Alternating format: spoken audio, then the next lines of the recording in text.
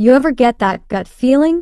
That sick, sinking sense that something is horribly wrong, but you just can't figure out what? That's where this story begins. I was 26, university student, working 2 jobs, barely sleeping, and completely unaware that the 2 people I trusted most were hiding the dirtiest, ugliest secret behind my back. This isn't just some messy breakup story. It's way darker than that. Because the people who betrayed me, they thought they were clever. They thought they'd get away with it. But they had no idea who they were messing with. Let me start from the beginning. At the time, I was dating Liam.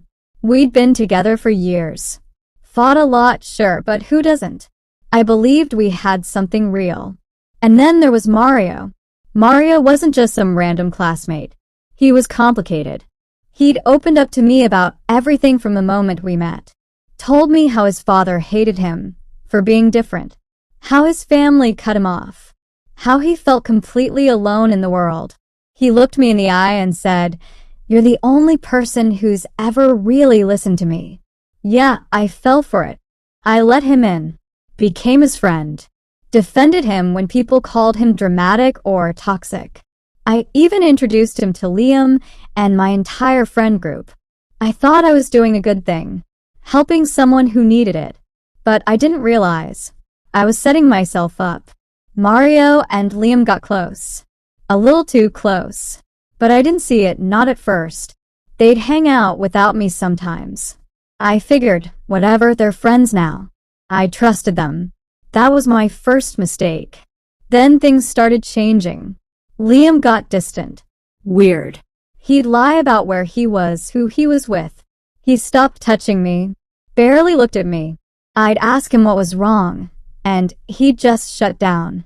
Eventually, I found out Liam had been cheating, multiple times, with strangers, random hookups. It broke me, but I walked away.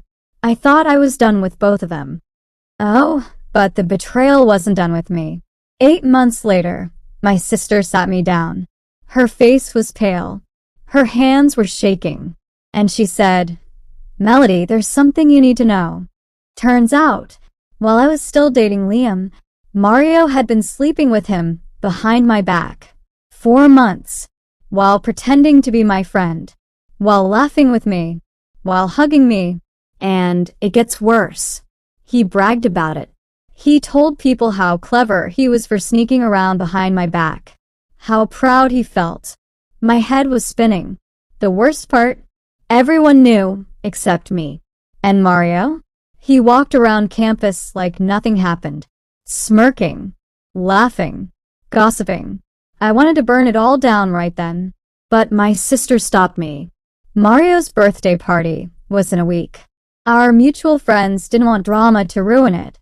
At first, I wanted to scream, but then something inside me shifted. I smiled. Fine, I told her. Let them have their party.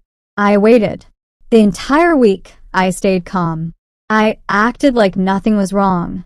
But inside? Oh, inside I was planning everything.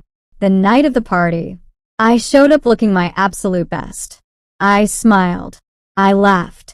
I acted like I hadn't heard a thing. Mario kept staring at me across the room, trying to read me, but I never looked his way. I ignored him completely. When it was time to leave, I walked right past him, didn't say a word, and from that moment, I erased him from my life. Blocked. Deleted. Gone. But I wasn't finished.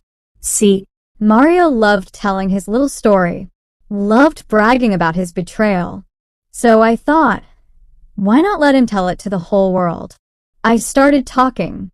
I told everyone, mutual friends, classmates, and then his professors. Why his professors? Because Mario was working on his graduation thesis with a very strict professor I knew well. A professor who took academic ethics very seriously. I didn't even have to exaggerate.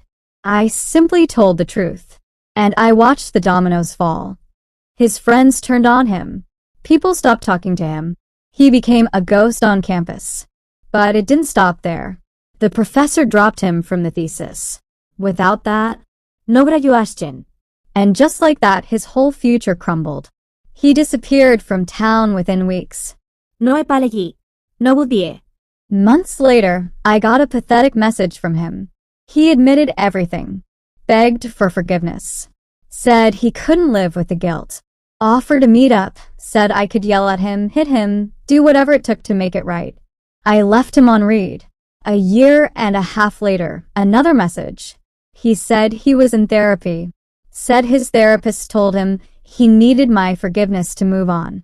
But by then, it wasn't about me anymore. It was about him. I didn't reply. I was already living my best life with a new partner, new friends, a new city. And him? He lost everything. His friends, his degree, his reputation. He vanished. And I didn't need to lift a finger. Because sometimes revenge isn't about screaming or fighting. It's about patience. It's about letting them hang themselves with their own rope. And trust me, they always do.